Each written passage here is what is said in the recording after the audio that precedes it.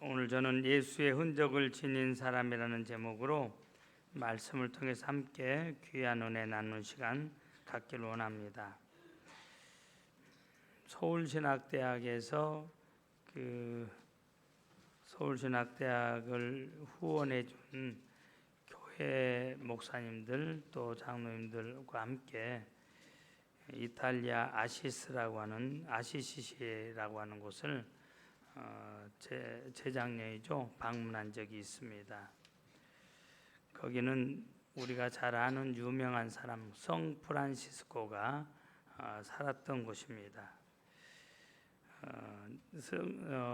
성 프란시스코는 평상시 두 가지 소원이 있었습니다. 첫째는 내 생전에 내 몸과 내 영혼에 될 수 있는 대로 주님이 친히 맛보신 그 순환의 고통을 맛보게 해달라고 하는 것이 그의 첫 번째 소원이었고, 두 번째는 주께서 우리 죄인을 위해서 그처럼 참으실 수 있었던 그 불타는 끝없는 사랑을 알게 해달라고 그는 늘 이런 기도를 했습니다. 그때 그는 십자가에 달리신 하나님의 사랑이 온 지평선을 덮고 있는 듯한 장면을 환상 중에 보게 됩니다. 그 장면을 보고 있을 때에 동시에 마음속에서 측은함과 비탄의 칼이 그의 심장을 찢었고 정신을 차리고 보니까 그 손에 예수님께서 손에 못자국이 박히신 것처럼 그 못자국이 성 프란시스코 손에 새겨져 있었다고 하는 개인의 체험입니다. 복음을 위해서 받는 상처는 예수 그리스도의 흔적이라 그럽니다. 여러분, 주님을 위해서 일하다가 받은 상처가 여러분들에게도 있을 수 있고 또 우리 주변에서도 볼 수 있습니다. 예수님 때문에 어떤 여인은 귀가 잘려나간 분도 있고, 예수님 때문에 어떤 분은 전도하다가 오물을 뒤집어 쓴 적도 있고, 예수님 때문에 억울한 일을 당했지만 그 누명을 뒤집어 쓴 적도 있고, 예수님 때문에 참느라고 또 가슴에 응어리진 분들도 있습니다. 이런 것이 예수님 때문에 당한 스티그마, 흔적이라고 그럽니다. 사랑하는 여러분, 예수 믿고 구원받은 사람들은 뭔가 달라야 돼요. 생각도 행동도 여러분 구원받지 못한 사람과 달라야 된다는 말씀입니다. 세계 어디를 가든지 어디에 살든지 이민 간 사람들 중에 저 사람 한국계다 이렇게 한국 사람이라면 그걸 쉽게 알 수 있다고 그래요. 외국에서 살다 보면 외국 문화에 익숙해지고 외국 말을 더 유창하게, 또 특별히 거기서 태어난 자녀들은 완전히 그 나라 사람입니다. 생긴 모습만 동양인이고 한국 사람이지.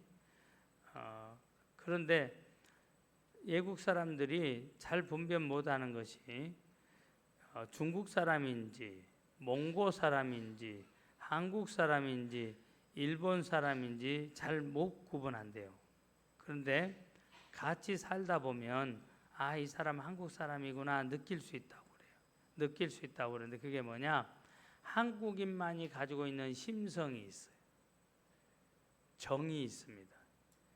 여러분, 우리가 외국 사람들하고 살아보면요, 당연히 우리처럼 느끼겠지 하는데 전혀 아니에요.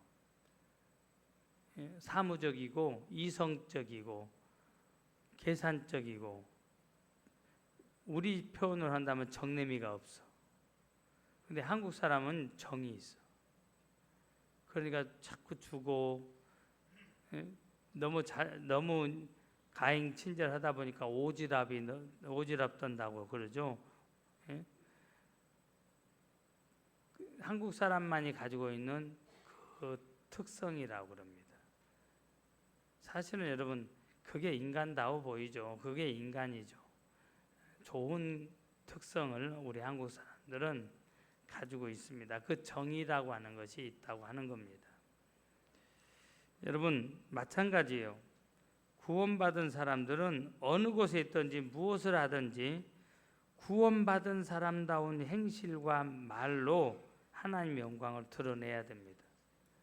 안 믿는 사람과 뭔가 달라야 돼요.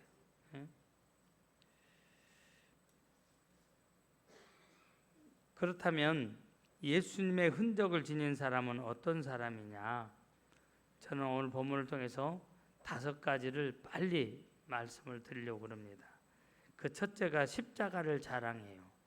14절에 보면 그러나 내게는 우리 주 예수 그리스도의 십자가 외에 결코 자랑할 것이 없으니, 여러분 십자가가 뭡니까? 단순히 나무가 교차되어 있는 저 모습인가요?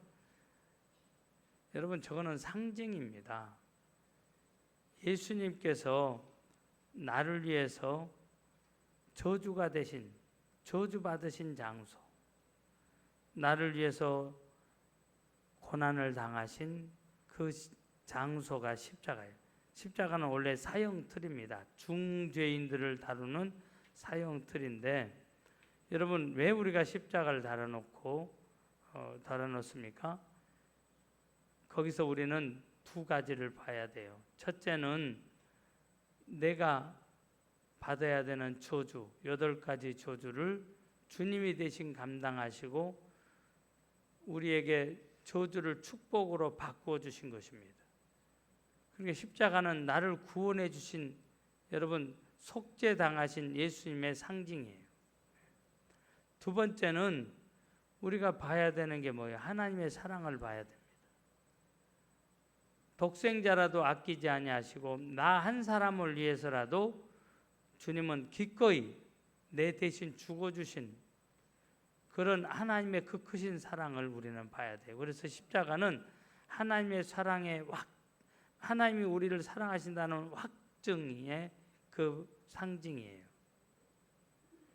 여러분 지난 시간에 복음의 기쁜 소식의 엑기스가 뭐냐? 십자가와 부활이라고 말씀을 드렸어요. 예수님께서 십자가에 달려 죽으심으로 우리가 죄사함 받았다고 하는 그런 확신을 할 수 있는 게 뭐예요? 주님이 부활하심으로 죄와 사망의 문제를 해결하실 수 있다고 하는 것을 증명하셨잖아요. 그래서 여러분 복음의 엑기스는 십자가 부활인데, 오늘 바울 사도는 나는 십자가만 자랑하겠다. 십자가 외에는 자랑하지 않겠다. 예수님을 만나기 전에는 바울 스스로 나 정도면 괜찮지, 나 정도면 자랑할 것이 많지, 나 정도 의롭게 사는 사람 없지, 나 정도 종교적인 열심을 가진 사람 없지, 내가 배운 지식이 최고지, 나는 자랑할 것이 참 많아. 여러분 그래요. 바울 사도는 그 당시 사람들이 가질 수 없었던 것을 가진, 자랑할 것이 참 많은 사람이었어요. 바울은 정통 유대인입니다. 엄마도 아버지도 유대인이에요. 또 바울은 낳은 지 8일 만에 다른 사람들이 가지지 못하는 흔적, 할례를 받았어요. 정통 유대인이라고 하는 증거입니다. 또 여러분 바울은요 가말리엘 선생, 그 당시 유명한 선생 밑에서 공부를 한 사람이에요. 그의 제자입니다. 또 여러분 바울은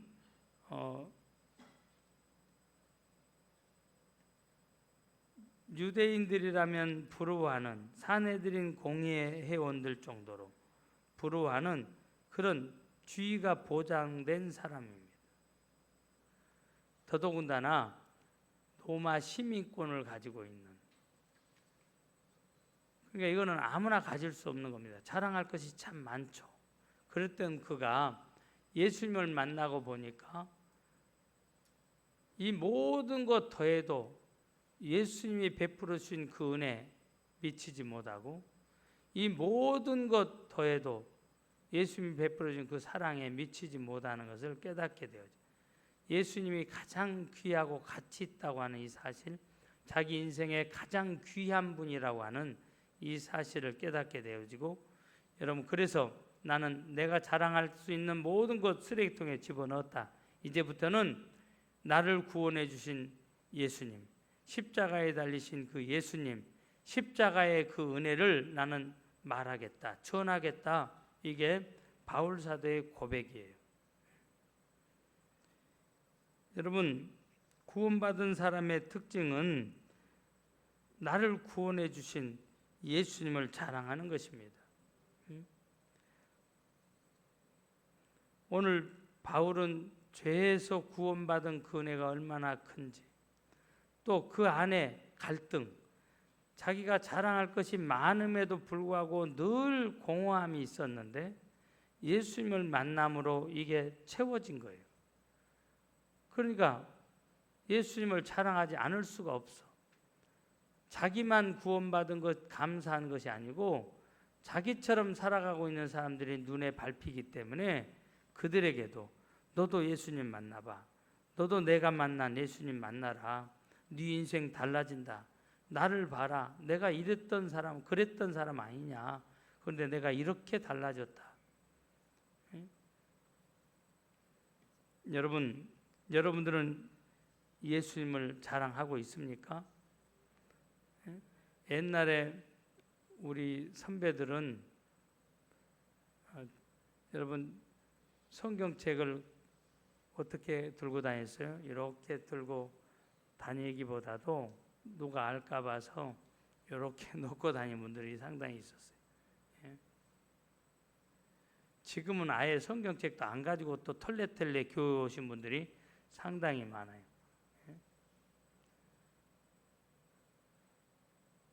여러분 만나는 곳에 사람들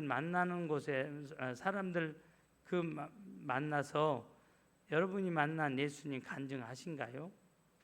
너도 예수 믿어야 돼 말하는가요? 내가 만난 예수님 자랑하시는가요? 여러분들이 세 가지 것을 자랑하세요. 첫째는 예수님 자랑. 예수님 자랑을 많이 하세요. 또 교회를 위해서 부족한 것이 많지만 목사 자랑을 하세요. 예? 여러분 그게 교회를 부흥시키는 거예요. 또 여러분 뭘 자랑해야 돼요? 성도님들 자랑을 하세요. 나와 함께하는 성도님들 자랑을 많이 해주세요. 여러분 그런 정체감이 없다면 그 사람은 그리스도의 몸을 이룰 자격이 없어요. 헐어내리고 찢어내고 험담하고 여러분 그러지 마시고요. 다 부족해. 예수님은 부족하지 않지만 우리는 부족해. 그럼에도 불구하고 주님의 몸된 교회를 세우기 위해서 자랑을 해주세요. 옆 사람 보세요. 자랑 많이 합시다. 자랑 많이 합시다. 여러분 제가 목회를 하다 보면은 종종 임종을 경험할 때가 있어요. 지금은 훨씬 줄었어요.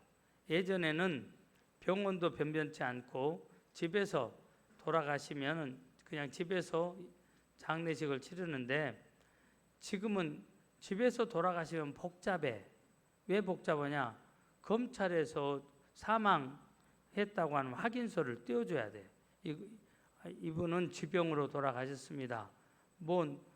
그러니까 반드시 병원에 가서 돌아가시면 절차가 쉽습니다. 근데 집에서 돌아가시면 이게 사망의 원인이 무엇이냐부터 시작해서 절차가 복잡해요. 그러다 보니까 임종을 목도하는 게 그렇게 쉽지 않아요. 예전에 비해서. 또 더군다나 임종 순간에는 중환자실에 또 들어가시는 경우가 많습니다. 그러니까 중환자실은 또 아무나 면회가 안 돼. 갑자기 돌아가시게 돼버리면 임종할 수 있는, 준비해드릴 수 있는 그런 시간이 중환자실에 있지 않는 한 그런 시간을 갖는다고 하는 게 참 힘들어요. 그런데 여러분 임종을 이렇게 목도하다 보면 사람들은 임종 앞에서 고뇌를 합니다. 그분들이 하는 고뇌, 그분들이 하는 걱정은 먹을 걱정 하시겠어요? 남은 식소를 걱정하는 것일까요? 그렇지 않아요. 네? 여러분, 뭐가 두려워서 걱정하는 게 아니에요. 적어도 하나님의 자녀 예수 믿는 사람은요, 뭘 고뇌하느냐면 내가 주님 앞에 섰을 때 내 모습이 어떤 모습일까? 주님이 나를 보셨을 때 나를 어떻게 평가하실까?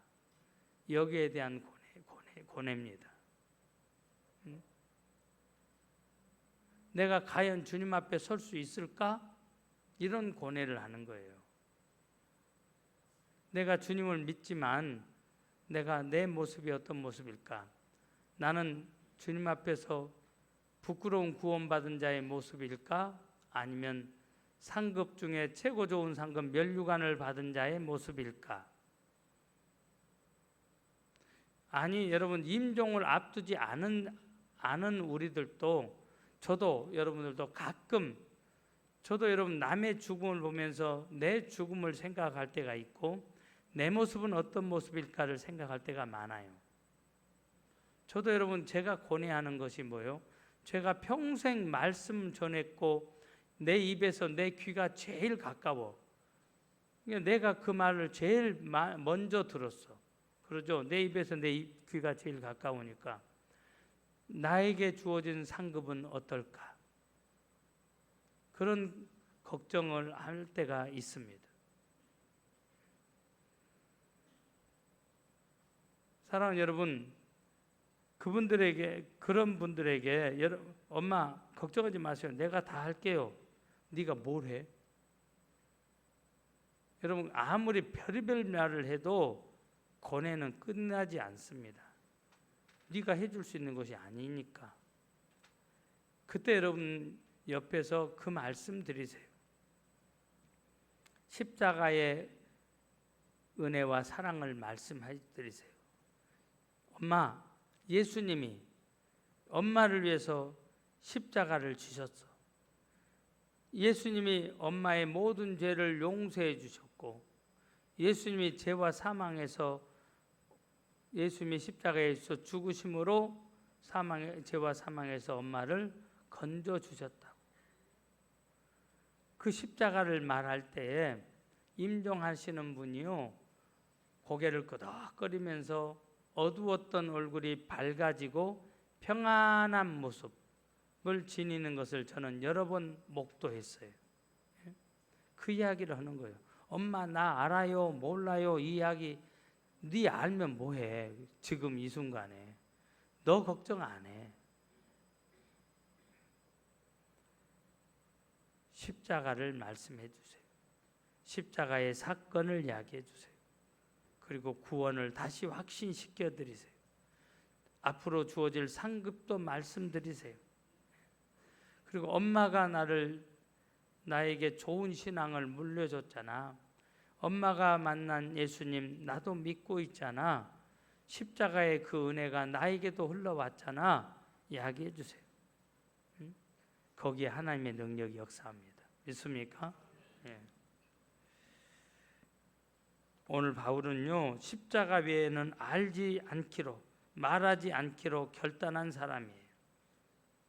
두 번째, 여러분 예수님의 흔적을 지닌 사람은 십자가에 못 박힙니다. 14절에 보니까 그리스도로 말미암아 세상이 나를 대하여 십자가에 못 박히고 내가 또한 세상을 대하여 그러하니라. 무슨 말입니까? 예수 믿고 구원받은 다음에 내 자신의 삶이 어떻게 변화되는가를 지금 바울은 설명하고 있어요. 세상을 사랑하고 세상과 인연을 맺고 세상과 짝하고 살던 자신의 삶을 이제는 십자가에다 못 박아 버렸다는 거예요. 나는 죽고 예수로 산다는 겁니다. 이제 옛날에 나는 죽고, 그러니까 여러분 바울 사도가 늘 편지를 쓰면서 어떤 내용을 말합니까? 음란과 방탕과 술 취함과 이런 것들, 악한 것들은 이전 것으로 족하다. 이제는 예수 믿고 난 다음에 너희들 그렇게 살면 안 돼. 그건 다 십자가에다 못 박아 버려야 돼. 네가 십자가에다 못 박아서 너는 죽고 이제부터는 나를 위해서 살아야 돼. 주인이 바뀌었다는 거예요. 네 뜻대로 사는 게 아니고 이제는 주님의 뜻대로 살아야 된다. 그런즉 누구든지 그리스도 안에 있으면 새로운 피조물이라 이전 것은 지나갔으니 보라 새 것이 되었도다.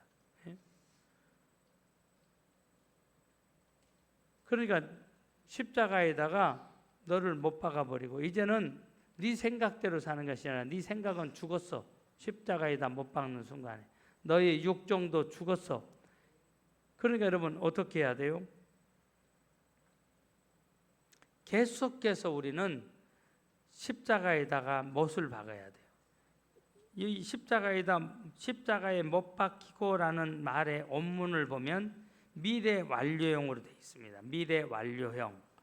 무슨 말이에요? 한 번으로 끝나지 않습니다. 계속해서 내 안에서 내가 꿈틀거리고 다시 살아나면 너 죽었잖아. 너 하고 싶은 대로 하지 않아야 되잖아. 내가 죽었잖아 십자가에서. 그래서 계속 못 박으라는 거예요. 예수 믿기 전에 그 습관, 그 버릇을 또 하라고 내 안에서 자꾸 내 육정이 살아나면 야, 너 죽었잖아. 예수로 살고 너는 죽었잖아. 십자가에다 못 박았잖아. 그래서 옛날에 하던 것을 어떻게 해요? 십자가에다 못 박아버리고 이제는 새 사람으로서 살라고. 이게 미래 완료형이라고 하는 겁니다. 계속해서. 회개는 한 번으로 끝나는 게 아니에요. 계속해서 하라는 거예요. 믿습니까? 네. 여러분 십자가에다 못 박으면 어떤 사건이 일어나느냐? 첫째는 견딜 수 없이 아프고 고통스러워. 십자가는 아픈 사건이에요. 십자가를 생각하면 이 죄 없으신 예수님이 내가 죽어야 되는데 내 대신 죽었다. 허허 웃고 여러분 쪼개는 게 아니에요. 주님이 나 때문에 죽으셨는데 다시는 내가 주님을 십자가에다 못 박지 않아야지. 다시는 죄를 짓지 않아야지. 그러면서 마음 아파해야 돼요. 마음 깊이 회개해야 돼요. 믿습니까? 죄에 대해서 아파하라 이 말이에요. 견딜 수 없을 정도. 그런 사람은 죄 지을 확률이 훨씬 더 적습니다. 두 번째, 여러분 십자가에다 못 박으면 움직이지를 못해. 아무리 천하장사라도 두 손을 그리고 두 다리를 못 박으면 꼼짝달싹 못합니다. 예전에는 여러분 입도 손도 발도 내 마음대로 했지만 이제는 십자가에다 못 박은 다음에는 이제는 어떻게 해야 돼요? 하고 싶은 말도 참아야 돼. 주님이 기뻐하지 않으시니까. 여러분 가고픈 것도 가고 싶은 것도 주님이 기뻐하지 않으니까 이제는 십자가 이미 못 박았잖아요. 그러니까 안 가야 됩니다. 옆 사람 보고 물어보세요. 너 술 마시냐? 마주 보시고 술 마시냐? 못 마셔. 여러분 술 마십니까? 못 마십니까? 이 질문도 잘못됐지만 이 질문에 대한 답도 틀립니다. 따라서입니다. 안 마셔. 안 마셔. 못 마시는 게 아니야. 안 마시는 거예요. 마실 수 있어 얼마든지. 근데 안 마셔. 왜? 옛날에 나를 십자가에 못 박았잖아. 내 안에 계신 예수님이 싫어하시니까. 그분이 싫어하셔. 구원하고 상관없어. 그분이 싫어하셔. 성령 충만한 사람은 술 마시라고 해도 안 마십니다. 담배 여러분 못 피우는 것이 아니요. 내가 부족해서 못 피우는 거 아니에요. 내 몸이 이상해서 못 피우는 거 아니에요. 안 피워. 이게 맞아. 이 대답이 맞습니다. 안 피우는 거예요. 왜? 내 안에 계신 성령님이 싫어하시니까. 안 가. 예전에는 갔어. 수없이. 근데 내 안에 계신 성령님이 싫어하시니까 내 의지가 발동된 거예요. 안 가는 거예요. 믿습니까? 옛날에 나는 꼼짝달싹 없이 십자가에다 못 박았으니까 움직일 수 없어. 가고 싶은 건 마음대로 가는 게 아니야. 여러분, 안 드시는 분들 있죠. 밥맛이 없어서 나는 못 먹어. 안 먹은 것이 아니라 못 먹는 분들, 그래도 먹어야 돼. 왜? 내 안에 계신 성령님이 먹으라고 그러시니까. 왜? 안 먹으면 몸이 약해지고 병나고, 그래서 주님의 일을 할 수가 없잖아요. 내 몸이 약해지는 걸 성령님이 원하시지 않습니다. 반대로 너무 많이 드신 분들, 이런 분들을 뭐라고 그래요? 뭐라고 해. 좌우간 그래. 그러신 분들, 너무 많이 드시는 분들은 절제해야 돼. 왜? 너무 많이 드셔서 병나니까. 병나면 안 돼. 주님이 싫어하셔. 믿습니까? 우리가 못할 것이 어디 있어요? 못할 것이 어디 있냐고. 못 먹는 고기가 어디 있어요? 다 먹을 수 있죠. 그런데 안 먹는 거예요. 주님이 싫어하시니까.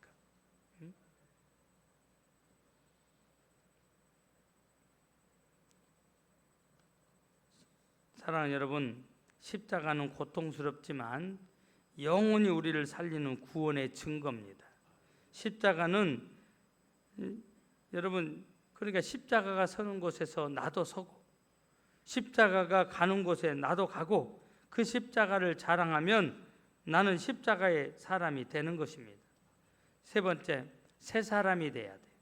여러분, 예수님의 흔적을 지니는 사람은 새 사람이 됩니다. 할례나 무할례가 아무것도 아니로되 오직 새로 지으심을 받는 것만이 중요하니라 15절에서 말씀하고 있어요.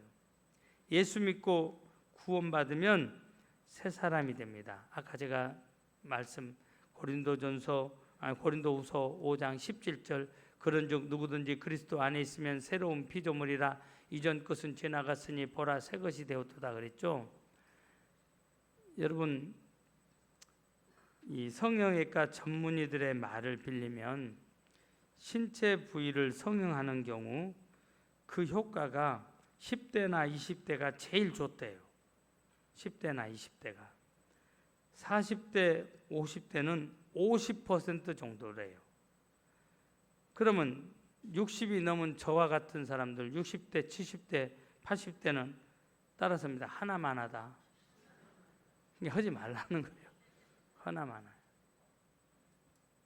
근데 여러분, 10대, 20대도 성형수술을 해서 효과는 좋은데 나이가 들고 피부가 노화되면 다시 손봐야 될 부분들이 많다는 거예요.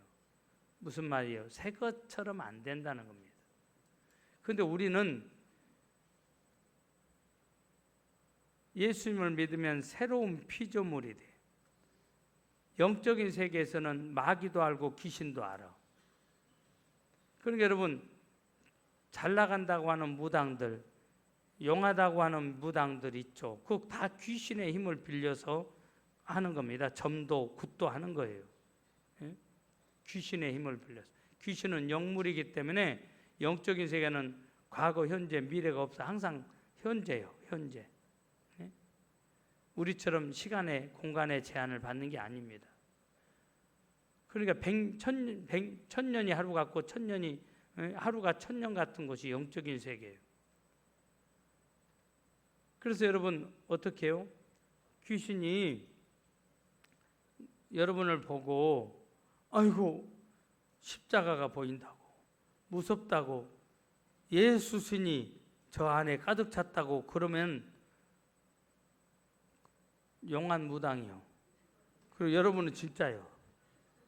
그런데 아이고 점괘가 잘 나온다고, 굿을 얼마짜리 해야겠다고 그러면 둘 중에 하나가 가짜예요. 그것이 가짜든지 여러분이 가짜든지.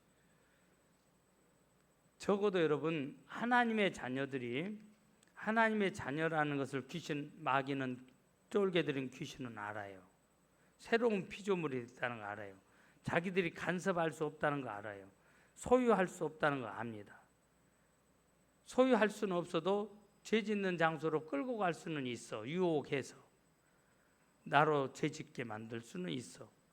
그러나 소유를 못해. 주인이 바뀌었으니까, 새로운 피조물이 됐으니까.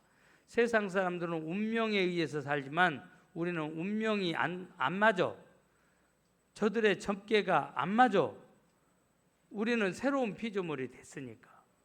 그러니까 우리의 미래에 대해서 말할 수가 없어.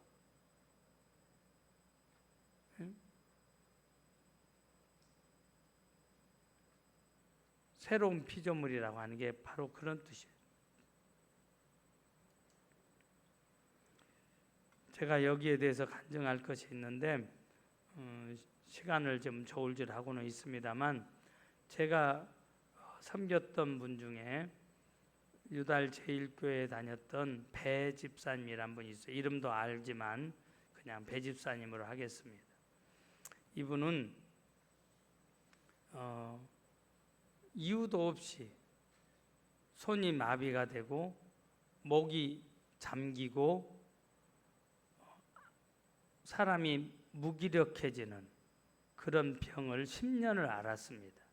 용하다고 하는 용한 의사들 다 찾아다녔고 약도 먹었어요. 낫지 않습니다.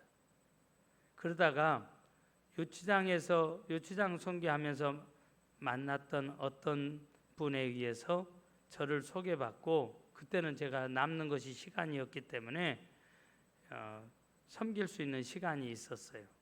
저한테 같이 데리고 왔어요.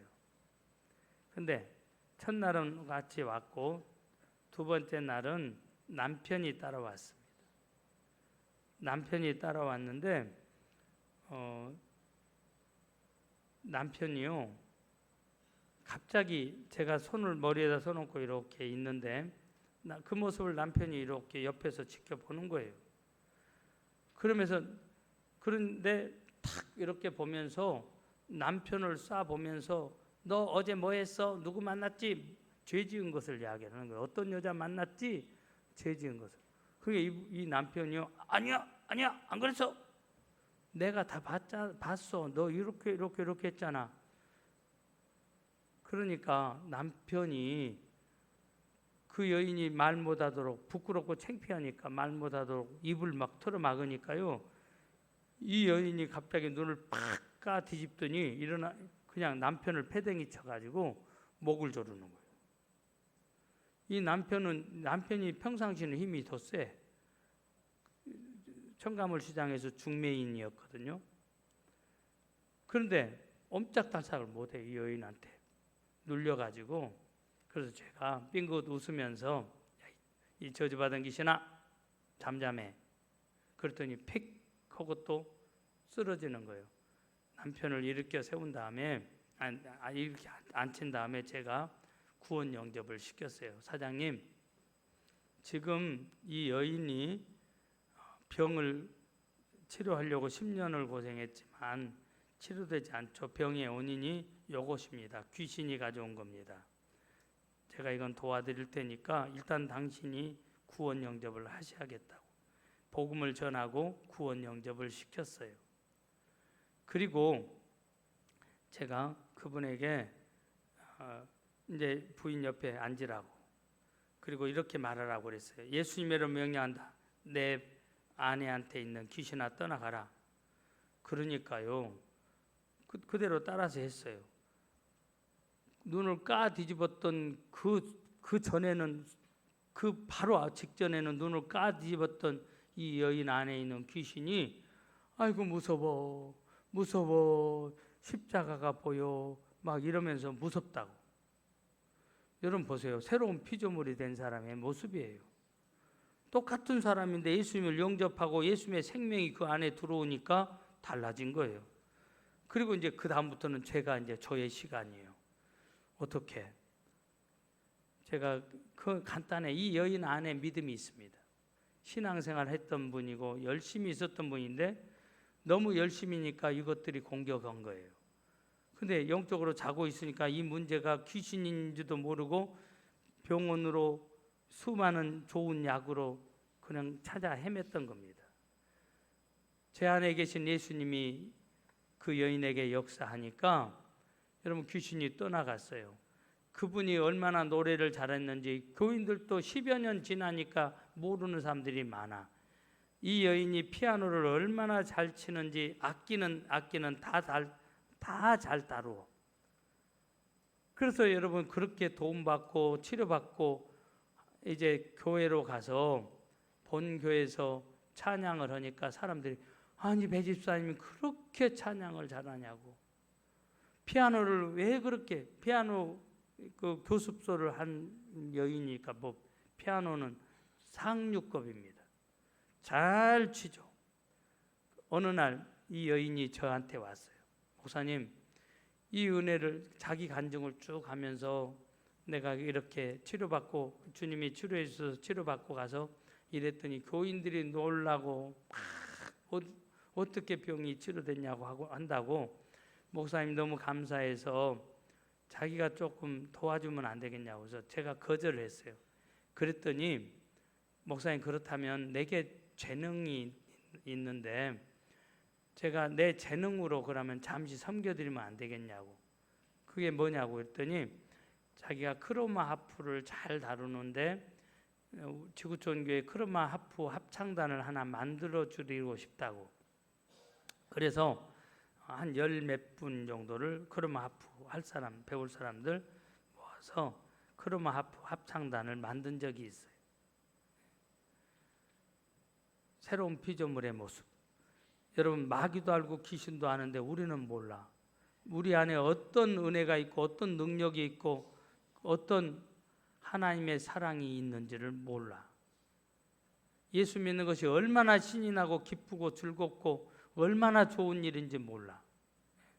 그저 그냥 도살장에 끌려오는 것처럼은 아니지만 습관적으로 무감각하게 여러분 그런 모습으로 살아간다면 예수님의 스티그마를 지닌 사람의 모습이 아니에요. 오늘부터 여러분 어깨에 힘을 주세요. 목에다 힘을 주세요. 눈에 힘을 주세요. 세상을 향해서 당당하게. 그래서 우리는 복음의 전령들이 돼야 될 줄 믿습니다. 믿습니까? 네 번째 여러분 마음이 평안합니다. 예수 믿으면 여러분 오늘 본문 16절에서도 그랬죠. 무릇 이 규례를 행하는 자에게와 하나님의 이스라엘에게 평강과 긍휼이 있을지어다. 형제들아 우리 주 예수 그리스도의 은혜가 너희 심령에 있을지어다. 구원받은 결과는 마음이 평안해져요. 마음에 기쁨이 넘쳐요. 예? 내 모든 시험 무거운 짐을 이라는 찬양에 보면 그러죠. 무거운 짐을 나 홀로 지고 견디다 못해 쓰러질 때 불쌍히 여겨 구원해 주실 이 은혜의 주님 예수라는 여러분 우리 찬양을 하잖아요. 그래요. 우리가 우리의 무거운 짐을 주님께 가지고 나가면 돼요. 80대 노인이 있었는데 유난히 건강해요. 사람들이 그에게 와서 묻습니다. 할아버지 건강의 비결이 무엇입니까? 어떻게 그렇게 건강합니까? 예, 저 젊은이처럼 건강합니다. 저에게 건강의 비결이 있지요. 첫째는 저는 일주일에 3번 이상 운동을 꾸준히 합니다. 그리고 매일 헬스장에 가서 근력 운동을 합니다. 그런데요, 저의 건강을 지켜주는 결정적인 가장 큰 비중을 차지하는 게 있습니다. 그게 뭔지 아세요? 걱정 안 하는 겁니다. 여러분 이분이 말하는 걱정 100% 걱정 안 한다는 말은 아니에요. 그러죠? 다른 사람에 비해서 걱정을 훨씬 덜 하는 겁니다. 여러분 우리는 걱정이 많은 세상에 살고 있어요. 이게 얼마나 우리의 건강을 해치는지 모릅니다. 스트레스 받고 있다고 하는 거. 이 스트레스는 약이 없어. 그러니까 갑자기 암이 없었던 사람이 암이 생겨. 스트레스를 받으면. 근데 여러분 우리는 이것을 해결할 수 있는 그런 방법이 있어. 해결할 수 있는 특권을 우리는 가지고 있어. 특권이 있다 이 말이에요. 왜? 수고하고 무거운 짐진 자들아 다 내게로 와라. 내가 너희를 쉬게 하리라. 너희 염려를 주께 맡기라. 나에게 가져와라. 말씀하신 주님이 있어. 우리는 맡길 수 있는 대상이 있어. 예? 주님께 맡기는 거예요. 여러분 육신의 아버지도 아버지 내일 아침에 내가 용돈 5만 원이 필요한데 5만 원 주시라고. 옛날 같으면 그 5만 원이 굉장히 큰 돈입니다. 지금으로 한다면 500만 원이 되든지 50만 원이 되든지 될 거예요. 그러면 아버지가 생각해 보더니 알았다 그랬어요. 그러면 아들이 그 아버지를 믿으면 평안해. 근데 아무리 생각해 봐도 아버지가 500만 원을 50만 원을 못 마련할 것 같아. 그래서 완기 장로님한테 가서 아들이 아버지 아침에 틀림없이 50만 원 줄 수 있어요? 그래 내가 아침에 준다니까. 근데 아들이 또 와서 생각해 보니까 걱정이 돼. 아무리 봐도 엄마한테 다 뺏겨가지고 아버지한테 50만 원이 없는데 줄 수 있을까? 비상금이 있는 걸 모르고. 또 가서 시간 단위로 아버지 50만 원 줄 수 있어요? 여러분 육신의 아버지도 화가 나. 이 자식이 나를 못 믿고. 근데 여러분 우리가 구하는 전능하신 하나님은 어떤 분이에요? 아버지처럼 부족해 보이는 분이 아니에요. 다 가지고 계신 분이에요. 그러니까 그분께 패싱하는 거예요. 우리의 염려를. 여러분 염려는 우리의 문제를 1%도 해결할 수가 없습니다. 우리에게는 이런 특권이 있어. 그러니까 염려를 주님께 패싱하는 게 뭐예요? 기도하는 거예요. 우리는 보이는 아버지한테 이야기하지만 이것은 영적인 세계에서는 안 보이는 주님께 우리는 기도하는 거예요. 믿습니까? 마지막 하나입니다. 여러분 삶에 예수님의 흔적이 있다고 하는 거 오늘 17절에서 말씀합니다. 여러분 예수님 믿다가 억울한 일 당하신 분들 있죠? 그냥 그것 주님이 보고 계셨어요. 주님이 아세요. 고난은 잠깐입니다. 그러나 여러분에게 주어질 영광은 영원해요. 그냥 주님이 신원해 주실 거예요. 주님 때문에 당하세요. 고난 받는 거예요. 주님 때문에 여러분 억울한 일만 당합니까? 물질적인 손해 볼 수 있어요. 주님 때문에 당하는 것이라면 그거는 당연히 우리가 몸의 흔적을 지니고 사는 사람의 모습입니다. 몸에다 그 흔적을 지니세요. 예수님 때문에 얼굴에 상처가 났습니까? 그냥 그걸 자랑으로 하세요. 그걸 감당하시길 바랍니다. 그렇다면 하나님이 주시는 은혜가 여러분에게 풍성할 줄 믿습니다. 오늘 저는 새해 벽두 이제 구정으로는 그죠 설날 지나고 얼마 안 지났어요. 오늘 여러분들에게 이 말씀을 드리는 이유는 우리가 예수님의 흔적을 지니고 우리가 보여주는 복음이 된다면 나를 통해서 많은 영혼들이 주님께로 나오는 역사가 있을 것이라 믿고요. 또 여러분에게는 주어지는 상급이 많을 것이라고 믿기에 예수님의 흔적을 지니고 사는 한 해가 되자 그런 의미로 이 말씀을 드렸습니다.